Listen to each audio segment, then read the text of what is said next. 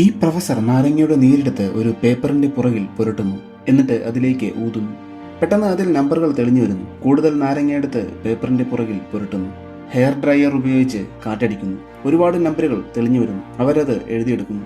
പിന്നീട് അവർ മനസ്സിലാക്കുന്നു ഈ നമ്പറുകൾ US പാരാമീറ്റേഴ്സ് ആണെന്ന്. പ്രൊഫസർ ഒരു ഡോളർ എടുത്ത് ഒരു വാട്ടർ ബോട്ടിൽ ലെൻസായി ഉപയോഗിച്ച് പരിശോധിക്കുന്നു. അതിൽ പ്രിന്റ് ചെയ്തിരിക്കുന്ന ഇൻഡിപെൻഡൻസ് മെമ്മോറിയൽ ബിൽഡിംഗിലെ ക്ലോക്കിൽ 2:22 എന്ന സമയം കാണിച്ചിരിക്കുന്നതായി അയാൾ മനസ്സിലാക്കുന്നു. അവർ ഉടനെ ഇൻഡിപെൻഡൻസ് മെമ്മോറിയൽ ബിൽഡിംഗിലേക്ക് പോകുന്നു. അതിലെ ക്ലോക്കിൽ 2:22 സമയം കാണിക്കുമ്പോൾ ആ ടവറിന്റെ നിഴൽ അടുത്തുള്ള ഭിത്തിയിൽ വീണതായി കാണുന്നു. അവർ ഉടനെ അങ്ങോട്ടേക്ക് പോകുന്നു.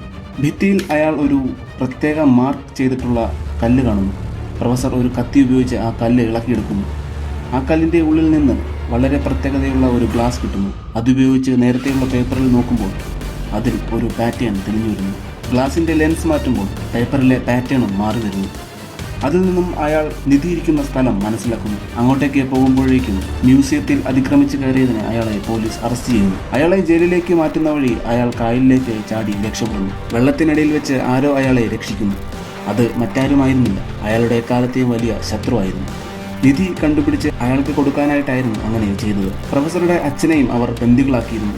നിധിയിരിക്കുന്ന സ്ഥലത്തേക്ക് പ്രൊഫസർ അവരെ കൂട്ടിക്കൊണ്ടു പോകുന്നു. നിധിയിരിക്കുന്ന സ്ഥലത്തേക്കുള്ള വഴി അവർ പൊളിക്കുന്നു. അതിലൂടെ കയറി അവർ എത്തിയത് തടി കൊണ്ട് നിർമ്മിച്ച ഒരു വലിയ കുഴിയിലേക്കാണ്. പ്രൊഫസർ അതിനു നടുവിലെ വലിയൊരു വിളക്ക് കത്തിക്കുന്നു. പക്ഷേ അവർക്ക് അറിയാത്ത ഒരുപാട് അപകടങ്ങൾ അവിടെ ഉണ്ടായിരുന്നു.